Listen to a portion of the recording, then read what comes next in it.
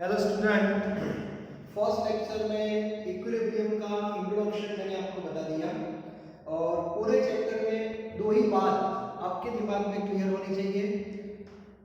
Equilibrium established in reversible process, number one.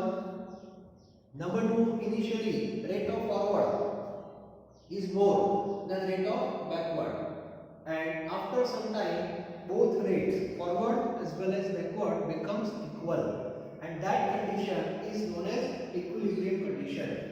And once equilibrium condition established, some parameters remain constant. इतना आपको पता होना चाहिए बस, और वो कंडीशन को आप चेंज कर सकते हो by changing particular parameter.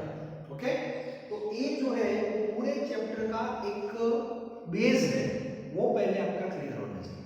Clear? और ये सारी बातें हम एग्जांपल के पॉइंट ऑफ व्यू पढ़ने वाले हैं वन बाय वन। और इस बेस पे पूरा जो चैप्टर है that is divide into three section. One that is physical equilibrium, second that is chemical equilibrium, and third that is ionic equilibrium.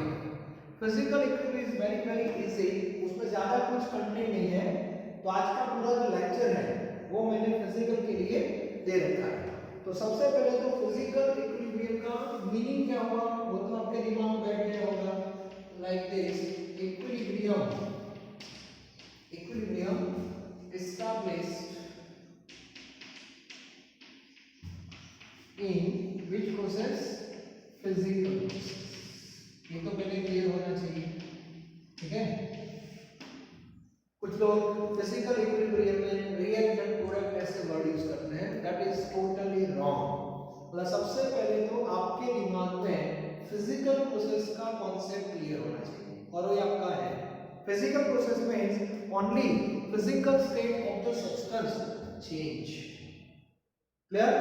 So example of physical process, three main example है, fusion, vaporisation and sublimation. तो तीनों process में equilibrium condition आप observe कर सकते हैं। Clear? तो उसको ला रहे हैं वन बाय वन। तो सबसे पहले हम बात करेंगे solid to liquid, solid liquid equilibrium. Solid liquid equilibrium example की बात करें तो H2O solid and H2O liquid. H2O solid, H2O liquid. Solid means what? That is ice, and liquid means water. Okay? तो ये मैंने आपको बताया था थर्मोडायनेमिक्स में, और थर्मोडायनेमिक्स में मैंने एक कंडीशन ऐसे सेट की थी 0 डिग्री, और यहाँ पे लिखा था मैंने 1 बार। और थर्मो में मैंने आपको बता दिया था ये जो रिप्रेजेंटेशन है दैट इज इक्विलिब्रियम कंडीशन। मतलब ice to water, water to ice, ice का पानी में कन्वर्जन आप सबको पता है 0 डिग्री पे होता है, और वाटर टू आइस भी 0 डिग्री पे होता है। तो 0 डिग्री को with respect to ice we can say melting point, and with respect to water 0 degree that is a freezing point. Okay, तो एक जो एग्जांपल हमने ऑलरेडी पढ़ा हुआ है कहां पे?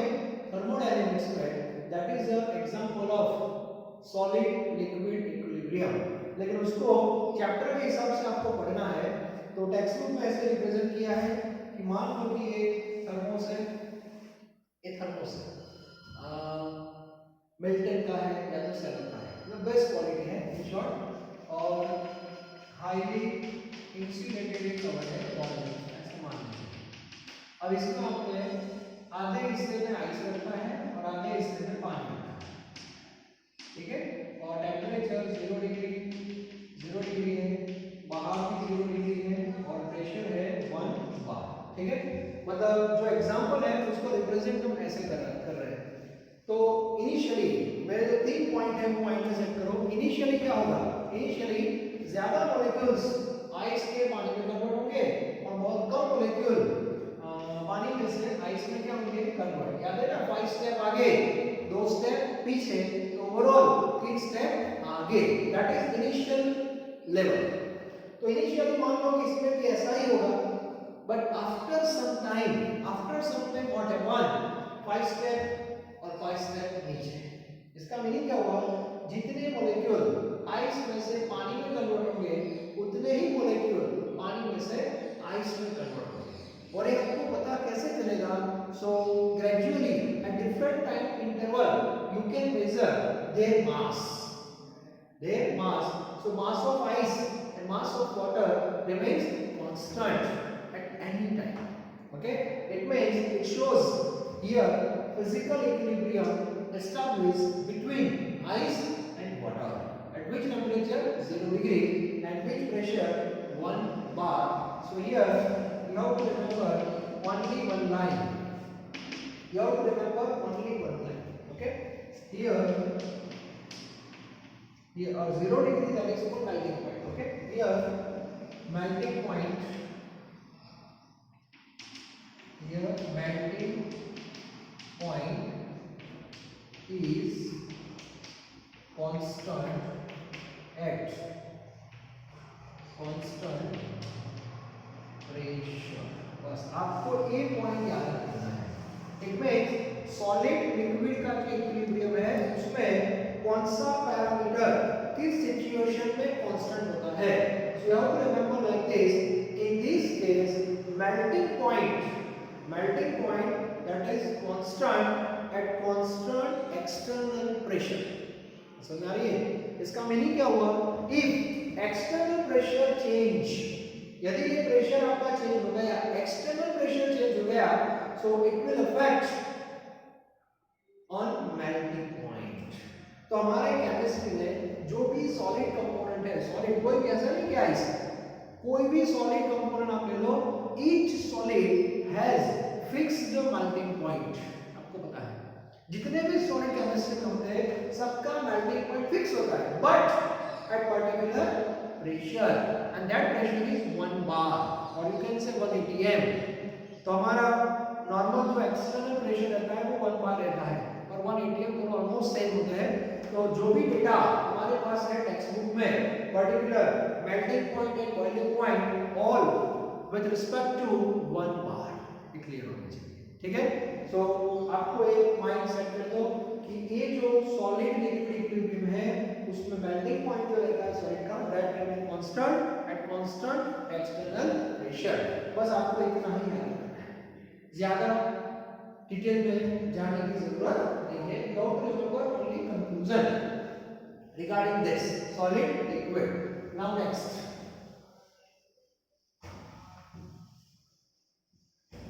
नेक्स्ट जो है उसमें liquid gas, liquid gas equilibrium, liquid gas equilibrium. इसमें आप दो एग्जांपल ले सकते हैं। दो एग्जांपल मतलब आप इसमें वेपराइजेशन ले सकते हैं और बॉइलिंग ले सकते हैं। Okay, vaporization and boiling both are different, ये क्लियर होना चाहिए। ओके, दोनों में एक ही फिनोमेना है, लिक्विड टू गैस। वेपराइजेशन में भी लिक्विड गैस में कन्वर्ट होता है और बॉइलिंग में भी लिक्विड गैस में ही कन्वर्ट होता है। ठीक है, लेकिन दोनों की जो सिचुएशन है दैट इज डिफरेंट है। ठीक है, तो अभी मैं वेपराइजेशन की आपको बात कर रहा हूं, बाद में बॉइलिंग में आपको बता दिया था मैंने। ओके, पहले हम जो बात कर रहे हैं that is vaporisation.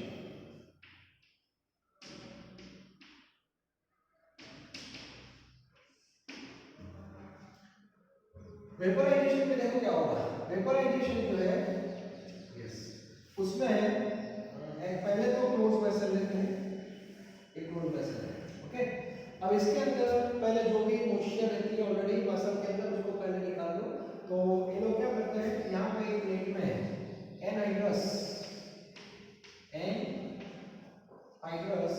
CaCl2 that is calcium chloride और दूसरा एक है P2O5 phosphorus pentoxide.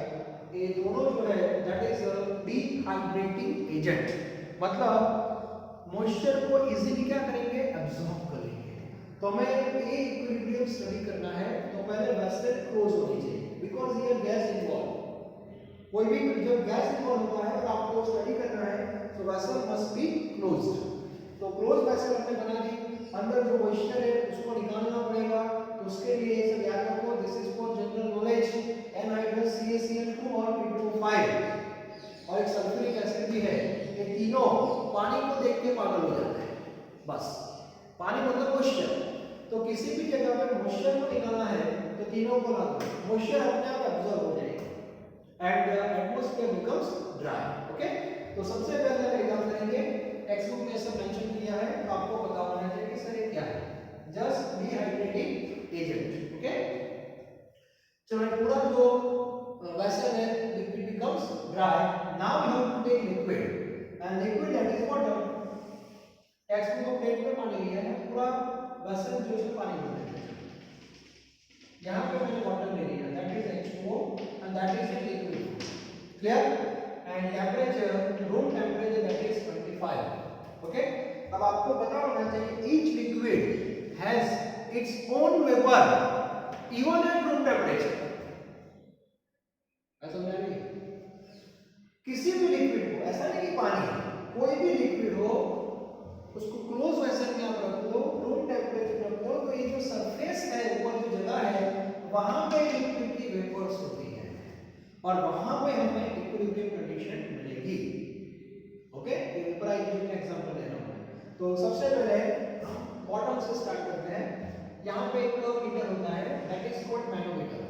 Text book में यूट्यूब मैनोमीटर का कांसेप्ट है, यूट्यूब चैनल नहीं, यहाँ पे मैं ले रहा हूँ ring manometer, just major pressure और कुछ नहीं है। जैसे वो पेट्रोल पंप पे एयर चेक करते हैं ना, वो डायल जैसा होता है, that is called ring manometer. तो अभी मैंने वही लिया है, रिंग मैनोमीटर। तो मान लो कि अभी क्या हो रहा है, इसका पॉइंटर भी होगा। इनिशियल से बात करते हैं, मैं ऐसे बोलता हूँ ना, initial rate of forward is more than rate of backward. तो इसमें क्या होगा, वाटर में से H2O के मॉलिक्यूल्स कहां पे जाएंगे, वेपर पे जाएंगे। मान लो कि 10 मॉलिक्यूल ऊपर गए, ठीक है, और नीचे कितने आएंगे, 2। अब मुझे बताओ 10 गए और नीचे 2 ही आए, तो ओवरऑल यहां पे कितने हो गए, 8। तो 1 2 3 4 5 6 7 8, और ये जो 8 मॉलिक्यूल्स है that is H2O gas and these molecule create pressure on the surface of this liquid। तो यहाँ पे वो प्रेशर क्रिएट करेंगे। ओके, और ये प्रेशर जो होता है गैस की कैरेक्टरिस्टिक्स आपको पता है, जितना प्रेशर वो यहाँ पे देगा उतना ही वॉल पे देगा। तो यहाँ पे जो पॉइंटर होता है that will continuously deflect like this, ऐसे ऐसे पॉइंटर आगे बढ़ेगा। Then after some time the position of pointer that is fixed at particular figure, for example 18 mm, ठीक है। तो 18 mm पे ये पॉइंटर की जो पोजीशन है वो फिक्स हो जाती है। इसका मीनिंग क्या हुआ, इसका मीनिंग हुआ जो प्रेशर यहां से आ रहा है दैट कांस्टेंट, और प्रेशर कांस्टेंट क्यों गया, क्योंकि ये जो मॉलिक्यूल्स रहते हैं, gaseous molecules, number of gaseous molecule remain constant, मतलब यहां पे एक कंडीशन आ जाती है दैट इज इक्विलिब्रियम। और इक्विलिब्रियम कंडीशन पे मान लो कि कितने मॉलिक्यूल्स आ गए, 10 मॉलिक्यूल आ गए। ओके, और 10 मॉलिक्यूल के बाद क्या हो रहा है, एक मॉलिक्यूल यदि ऊपर जा रहा है तो ऊपर से एक मॉलिक्यूल नीचे आ जाएगा, 5 स्टेप आगे 5 स्टेप पीछे, displacement 0। Same way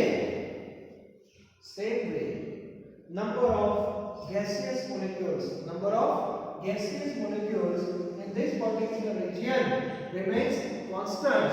So number constant, it means due to their number whatever pressure observed that also constant। बात समझ आ रही है, बहुत ही सिंपल लॉजिक है। यहाँ पे 10 मॉलिक्यूल आ गए, अब 10 मॉलिक्यूल जो फिगर है वो एज इट इज ही रहता है। अब 10 मॉलिक्यूल जितना प्रेशर नीचे देंगे उतना ही वहां देंगे, and that 18 mm that is known as Vp। तो Vp का मतलब होता है वेपर प्रेशर। तो जो 18 mm है that is vapor pressure of water, and you can observe at equilibrium condition, at that condition temperature is 25। तो यहाँ पे एक मैं टेबल बना रहा हूँ, pH को क्या बोलते हैं, vapour pressure of water, Vp। Yes, और अभी आपको जो रीडिंग मिला for example 18 mm at which temperature, that is 25 and this condition is known as equilibrium condition. तो ये आपको मिल गया। वेपर प्रेशर जो है वो हम 25 से मेजर कर सकते हैं। आप बोलो सर मुझे चेंज करना हो तो आप कर सकते हो, नो प्रॉब्लम। आपको क्या करना चाहिए, वाटर को हीट करो। अभी इसमें कंडीशन आ गई है, कौन सी कंडीशन, इक्विलिब्रियम। अभी इक्विलिब्रियम कंडीशन आ गई है, याद रखना। If you want to change equilibrium condition then you have to change temperature. आप हीटिंग कर दो, फिर से पानी को हीट करो। पानी को आप हीट करोगे तो क्या होगा, जो बैलेंस हुआ है लाइक दिस, जो बैलेंस हो गया वो डिस्टर्ब हो जाएगा। अब नीचे से हीट आएगी तो ऑब्वियसली फॉरवर्ड की रेट ज्यादा होगी compare to backward. Number of molecules वापस बढ़ेंगे, ऊपर वाले कम हो जाएंगे। तो नीचे से ऊपर बढ़ेंगे, ऊपर से नीचे कम हो जाएंगे। तो ओवरऑल फिर से यहाँ पे number of molecules that will increase, और मॉलिक्यूल इंक्रीज होंगे ऑब्वियसली प्रेशर भी क्या होगा, इंक्रीज होगा। और gradual pressure slowly increase after 1 or 2 hour. Now you can see this pointer again fixed at new position. Okay, और जो न्यू पोजीशन है फॉर एग्जांपल 30 mm, तो 30 mm जो आ गया 30 mm that is new VP, new vapor pressure, but at that time temperature also new, not 25, for example 50 degree। अच्छा जानिए, तो इसका मीनिंग हुआ vapour pressure varies with temperature. बहुत इंपॉर्टेंट पार्ट है केमिस्ट्री का, vapour pressure varies with temperature. Vapour pressure is a not fixed value, it will change with temperature. तो ये जो हम पढ़ रहे हैं अभी इक्विलिब्रियम कंडीशन ही पढ़ रहे हैं।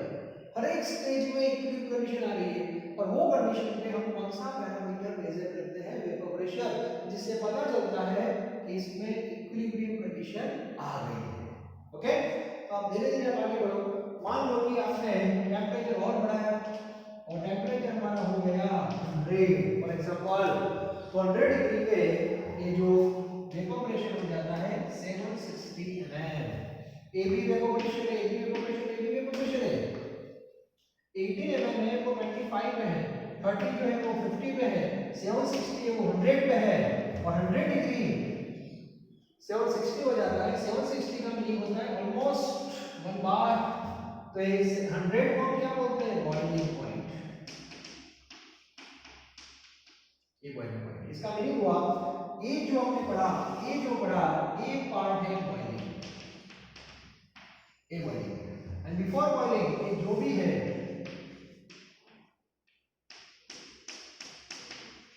ये वेपराइजेशन। बात समझ आ रही है, वेपराइजेशन और बॉइलिंग के बीच का जो डिफरेंस है वो भी क्लियर होना चाहिए। वेपराइजेशन का कांसेप्ट बिफोर बॉइलिंग है, बिफोर बॉइलिंग भी फिजिकल प्रोसेस ही है, लिक्विड टू गैस, और बॉइलिंग में भी फिजिकल प्रोसेस है, लिक्विड टू गैस, और दोनों ही कंडीशन में इक्विलिब्रियम कंडीशन आप ऑब्जर्व कर सकते हो। ठीक है, so we have to use general word. ये सब क्या है, वेपर प्रेशर है, तो आपको तो याद क्या रखना है, एज अ नोट आप याद रखोगे, एज अ नोट यहां लिखा होगा, as a note. Okay, vapour pressure of liquid, कोई भी लिक्विड ले सकते, vapour pressure of liquid remains constant at constant। कौन किस पे डिपेंड है पता होना चाहिए, वेपर प्रेशर टेम्परेचर पे डिपेंड है, टेम्परेचर वेपर प्रेशर पे डिपेंड नहीं, ये बात याद रखना। ठीक है, तो आपको वेपर प्रेशर चेंज करना हो तो टेम्परेचर चेंज कर सकते हैं। सर बॉइलिंग और वेपराइजेशन में डिफरेंस क्या है, तो एक सिंपल मैं आपको एग्जांपल देता हूं। जब वेपराइजेशन में पढ़ते हैं, वेपराइजेशन, तो वो की जो सरफेस है उसके जो मॉलिक्यूल्स होते हैं, सरफेस के मॉलिक्यूल्स ही वो प्रोसेस में इन्वॉल्व होते हैं। बेसिक डिफरेंस मैं आपको बता रहा हूं। और बॉइलिंग जब पहुंचता है सिस्टम, बॉइलिंग पे पहुंचता है तो ये पूरी सिस्टम जो है वो इसमें इन्वॉल्व हो जाती है।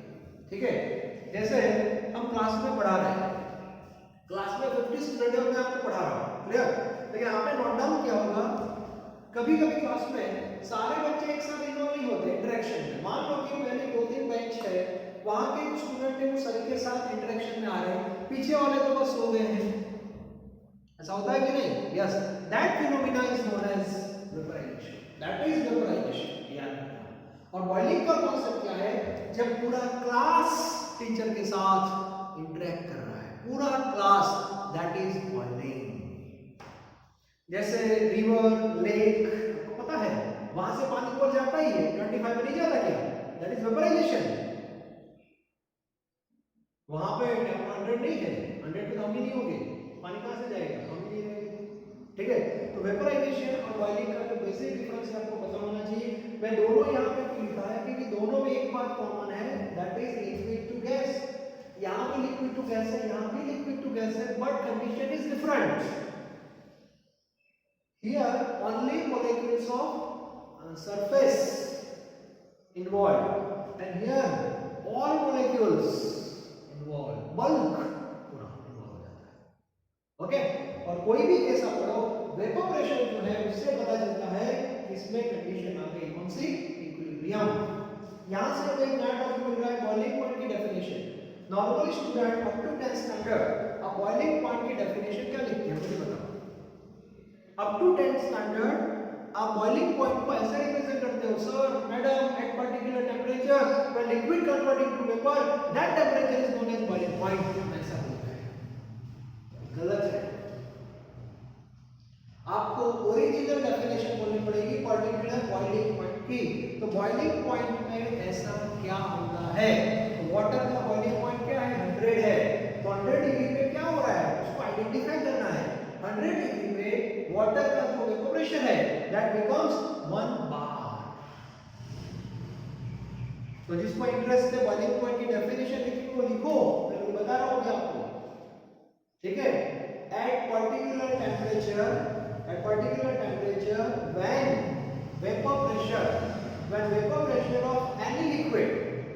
when vapor pressure of any liquid becomes 180 m or 1 bar or 760 mm, that temperature is known as boiling point of liquid. Clear? तो boiling point के लेटेस्ट डेफिनेशन है और ये कॉन्सेप्ट हमें 12th में यूज करना है। क्लियर? 12th में इसको बहुत बार यूज करने वाला है, याद रखना।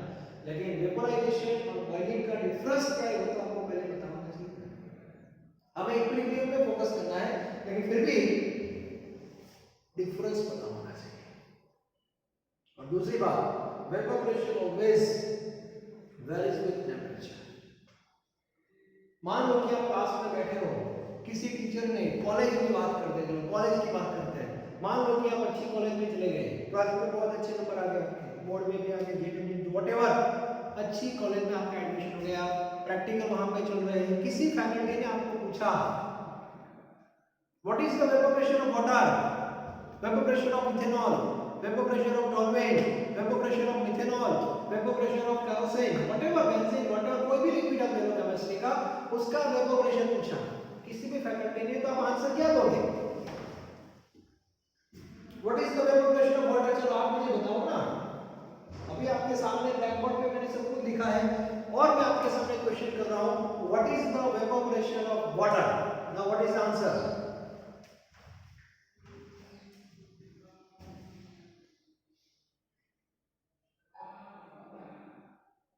आंसर क्या है? जब आप आंसर दे रहे हो तो आपको वेपर प्रेशर के साथ साथ टेम्परेचर को भी मेंशन करना पड़ेगा। बात समझ आ रही है? तो आपको बोलना पड़ेगा sir 18 mm at 25, this is the best representation. बात समझ आ रही है? कोई बोले सर 30 mm, सही है, तो आपको बोलना पड़ेगा at 50 डिग्री। सर 760 mm बोलना पड़ेगा एट 100। बात समझ आ रही है? तो एक क्लियर होना चाहिए विद पर्टिकुलर टेंपरेचर। और मान लो कि बोर्ड पे नहीं कुछ लिखा है, ओके, और किसी मैडम ने या सर ने आपको क्वेश्चन पूछा what is the evaporation of water, तो आपको आंसर देना ही नहीं है। मैडम बोल रहे हैं क्यों? मैडम बताओ किस टेंपरेचर पे? Because it's all are evaporation, all are evaporation, so you have to mention temperature also parallel। और केमिस्ट्री में इन फ्यूचर कोई भी रेफरेंस बुक आप कॉलेज में ढूंढ लेना, वेपर प्रेशर का जब टेबल होगा तो यहाँ पे लिखा होगा at this temperature, that is fixed. तो एक कॉन्सेप्ट पढ़ने से पहले पढ़ना ये है। नॉर्मली देखो जेडब्ल्यू नीट पॉइंट ऑफ व्यू, थोड़ा डिटेल में आपको बता रहा हूँ। मान लो कि ऐसा क्वेश्चन आया, ये जो जीपीएससी यूपीएससी की एग्जाम होती है उसमें ऐसे क्वेश्चन आते हैं। क्वेश्चन ऐसा होगा, what is the melting point of ice? Simple question, melting point of ice. Option A होगा 0 डिग्री, ऑप्शन बी होगा 0 degree at 180 M. Correct option is what? B. वो आइस का मेल्टिंग पॉइंट 0 है तो वो किस कंडीशन में है वो भी आपको मेंशन करना है। Melting point of ice that is 0 degree at 180 M. मैंने पहले पॉइंट में लिखा दिया, मेल्टिंग पॉइंट जो रहता है that is fixed at particular pressure, पता होना चाहिए। वैसे ही यहां पे भी आप बोल सकते हो बॉइलिंग पॉइंट जो होता है, मेल्टिंग ये जो वेपर प्रेशर होता है वो भी पर्टिकुलर टेंपरेचर पे होता है। तो सिचुएशन जो है वो आपको बतानी पड़ेगी। That is fundamental of equilibrium. आपको ये पता होना चाहिए कौन सा पैरामीटर किस सिचुएशन में कांस्टेंट होता है। ठीक है, बहुत इंपॉर्टेंट है। फिर भी कुछ डाउट है तो आप मुझे बोल सकते हो। चलो बाद में ये मेन था, इसीलिए मैं टाइम इसमें ज्यादा लिया। अब बात करते हैं छोटे छोटे 3 और केस है। एक सब्लिमेशन है, आपको पता है सब्लिमेशन। सब्लिमेशन जो है that is third number, solid gas equilibrium, solid gas equilibrium. Okay, तो यहां पे मान लो कि एग्जांपल लेते हैं I2 that is solid and convert into I2 gas. दूसरा एग्जांपल है camphor solid and camphor gas, Kapoor जो बोलते हैं ना हमारे यहाँ। Next is NH4Cl solid gives NH4Cl gas। ठीक है, इसमें एक एग्जांपल की बात करें, बहुत सिंपल है। ये वेसल है, क्लोज वेसल, इसमें आपको I2 लेना है। I2 किस फॉर्म में? सॉलिड, टेंपरेचर 25, तो I2 सॉलिड है और स्लोली यहाँ पे गैस में क्या होगा? कन्वर्ट होगा। And initially rate of forward is more than rate of backward. In that case we have to measure intensity of colour. तो I2 जो है उसका जो कलर है दैट इज वायलेट। ओके, तो इनिशियल लेवल में जो इंटेंसिटी कलर की ब्राइटनेस जो उसकी है वो इंक्रीज होगी ग्रेजुअली। और वो आप निकल ऐसे ऑब्जर्व कर सकते हैं, तो कलर मेजरिंग इंस्ट्रूमेंट यूज करना है, whatever instrument you can use, but you have to measure intensity of colour. So at the initial level the intensity of the colour that will increase, it means resultant process occurs in forward direction। Fix हो गया। But after some time you can observe, oh intensity level is constant। एक colour की जो intensity वो constant हो जाती है, neither increase nor decrease, that condition is known as equilibrium condition। Okay, तो आप स्टडी कर सकते हो। और वो कंडीशन में क्या होगा, जितने मॉलिक्यूल्स सॉलिड में से गैस में कन्वर्ट होंगे उतने ही मॉलिक्यूल गैस में से सॉलिड में कन्वर्ट होंगे, that is equilibrium.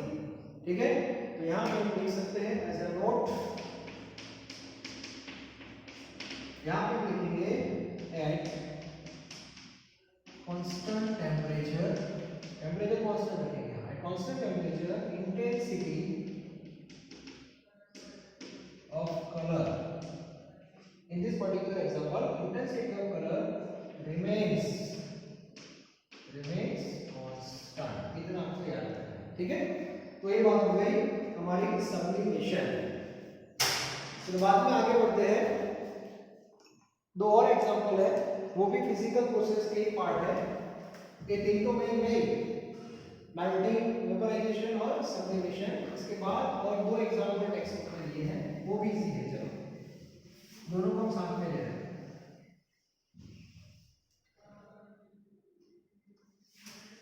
Number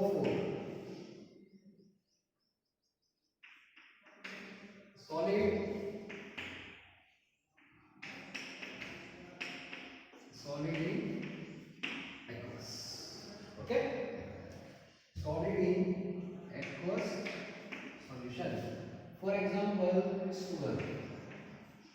sugar किस फॉर्म में है, सॉलिड फॉर्म में, उसको आप पानी में डिजोल्व कर दो तो वो डिजोल्व भी हो जाएगा, और डिजोल्व हो जाएगा मतलब ये हो गया हमारा एक्वस।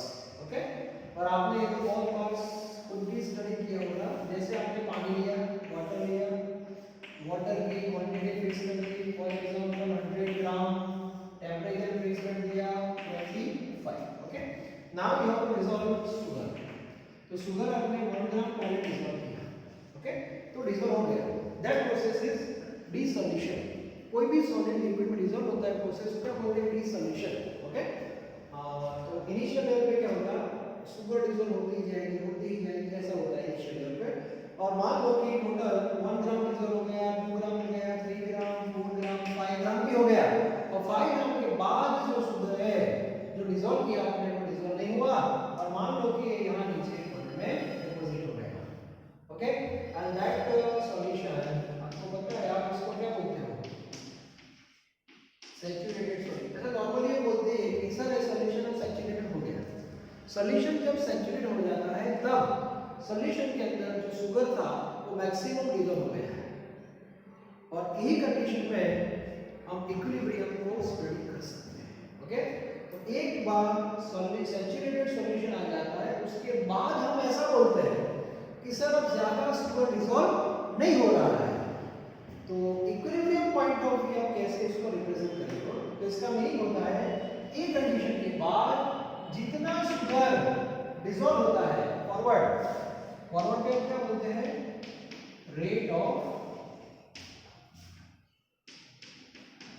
डिसॉल्यूशन। जो डिसॉल्व होता है उसको बोलते हैं रेट ऑफ डिसॉल्यूशन, और जो वापस आता है मतलब जो डिसॉल्व पार्ट है वो वापस आ गया सॉलिड फॉर्म में, इसको बोलते हैं rate of crystallization. Okay, forward है और बैकवर्ड है, मीनिंग क्या हुआ, जितना शुगर डिसॉल्व होता है उतना ही शुगर बाहर आता है, that is called rate of crystallization. तो दोनों की रेट सेम हो जाती है। ओके, और एक कंडीशन हमारी है, और एक कंडीशन में जो सॉल्युबिलिटी है दैट रिमेन्स कांस्टेंट। तो यहां पे कितना डिसॉल्व हुआ, maximum 5 gram.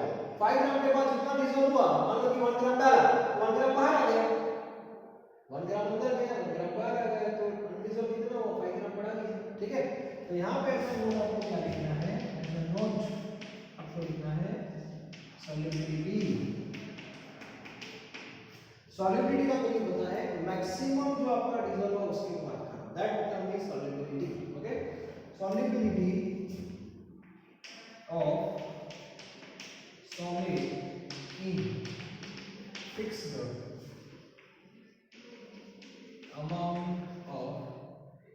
amount of solvent remains constant at constant temperature. Yes. Okay, solubility that is one type of concentration, लेकिन यहाँ पे आपको वर्ड यूज करना पड़ेगा maximum concentration. solubility and concentration both are different. आपने जब इनिशियली 1 ग्राम dissolve किया था वो कंसंट्रेशन था, फिर से 1 ग्राम डिसॉल्व किया 2 ग्राम हुआ वो भी कंसंट्रेशन था, 3 ग्राम कंसंट्रेशन, 4 ग्राम कंसंट्रेशन, 5 ग्राम जब डिसॉल्व किया सॉल्यूशन आपका सैचुरेट हो गया, तो 5 ग्राम के बाद डिसॉल्व नहीं होता ना, तो 5 ग्राम जो है that is a maximum concentration, और मैक्सिमम कंसंट्रेशन को बोलता है सॉल्युबिलिटी। तो सॉल्युबिलिटी वर्ड पिक्चर में कब आएगा, वंस सॉल्यूशन बिकम्स सैचुरेटेड, पहले से सॉल्युबिलिटी वर्ड आप यूज नहीं कर सकते। समझ आ रही है, तो यहाँ पे कौन सा पैरामीटर कांस्टेंट हो रहा है, that is solubility, and that is eight constant temperature. आप ये वैल्यू चेंज कर सकते हो बाय चेंजिंग टेंपरेचर, वापस इसको हीट करो तो टेंपरेचर चेंज हो जाएगा, तो वापस 5 ग्राम डिसॉल्व हो जाएगा, और डिसॉल्व हो जाएगा, और डिसॉल्व हो जाएगा, बाद में फिर से सॉल्यूशन सैचुरेटेड आ जाएगा। आफ्टर डिसॉल्विंग 10 ग्राम शुगर, 10 ग्राम के बाद जितना डालोगे वो डिसॉल्व नहीं होगा। अब बस हो गया, तो कौन सा पैरामीटर किस सिचुएशन के साथ चेंज आप कर सकते हो ये भी आपको पता होना चाहिए। ओके, ये भी इंपॉर्टेंट पॉइंट है, क्लियर होना चाहिए। इनिशियली इसकी रेट ज्यादा होती है, इसकी कम होती है, ऐसे ही बोलना है। और सैचुरेटेड कंडीशन हो जाता है तो दोनों के रेट सेम हो जाती है, और दोनों की रेट जब सेम हो जाती है तो सॉल्युबिलिटी जो वर्ड है वो भी कांस्टेंट हो जाता है, लेकिन वो पर्टिकुलर टेम्परेचर पे ये चेंज करोगे ये वैल्यू भी चेंज हो जाएगी। ओके, तो क्या होना चाहिए इसका भी निकालो। और लास्ट गैस की बात करते हैं, solid to solid in aqueous. Okay, अब बात करते हैं गैस।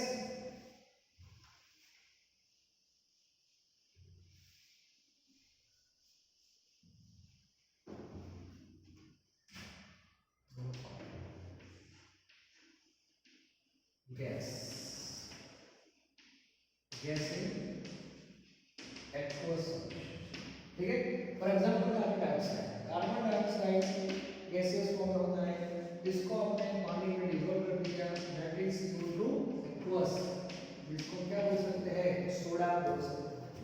तो यहाँ भी सेम कॉन्सेप्ट है, आपको पहले कार्बन डाइऑक्साइड को डिसॉल्व करना है, जैसे आपने पानी ले लिया, ओके, पानी लेने के बाद उसमें डालते जाओ, तो यहाँ भी क्या होगा सैचुरेशन कंडीशन आ जाएगी। ओके, और सैचुरेशन कंडीशन के बाद डिसॉल्व नहीं होगा, वैसे तो क्रॉस करना, ठीक है। तो बाद में जब डिसॉल्व नहीं होगा तब क्या होगा, यहाँ पे CO2 जो डिसॉल्व हुआ वो एक्वस है, और जो डिसॉल्व नहीं हुआ वो बाहर रहेगा, दैट इज गैस। तो इन दोनों के बीच में कंडीशन हो जाएगी, कौन सी कंडीशन, इक्विलिब्रियम, जितना डिसॉल्व होगा उतना बाहर आएगा, जितना डिसॉल्व उतना बाहर आएगा, ऐसे तो कंडीशन है। तो यहाँ पे भी टेम्परेचर के साथ इसकी कंडीशन है at constant temperature CO2 aqueous and CO2 gas remains constant। यहाँ पे सॉलिड जो यूज किया रेशियो की बात है, इसमें कितना CO2 डिसॉल्व किया और कितना CO2 भी बाहर, उसका जो रेशियो होता है वो कांस्टेंट हो जाता है।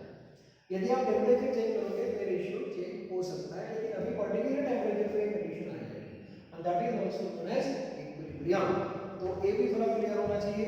तो आज जो मैंने डिस्कशन किया वो इतना इंपॉर्टेंट नहीं है एग्जाम पॉइंट ऑफ व्यू, लेकिन फंडामेंटली आपका क्लियर होना चाहिए। तो फिजिकल प्रोसेस क्या है, कौन कौन सा फिजिकल टास्क हम यहाँ पे लिख सकते हैं, तीन हमने कौन से लिए, मेल्टिंग, वेपराइजेशन और सब्लिमेशन। मेल्टिंग में कंक्लूजन याद रखो, melting point remains constant at constant pressure. Boiling और वेपराइजेशन में याद रखो, vapour pressure remains constant at constant temperature. So sublimation में याद रखो, intensity of colour remains constant at particular temperature और कांस्टेंट टेम्परेचर।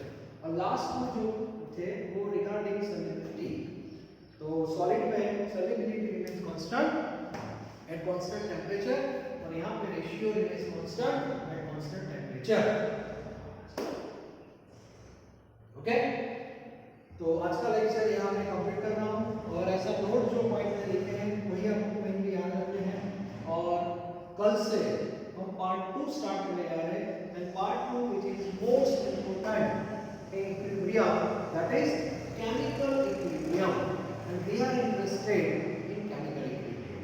तो कल से हम पार्ट 2 स्टार्ट कर रहे हैं, दैट इज केमिकल इक्विलिब्रियम, और वही आपको मेन पढ़ना है, ठीक है। Thank you very much.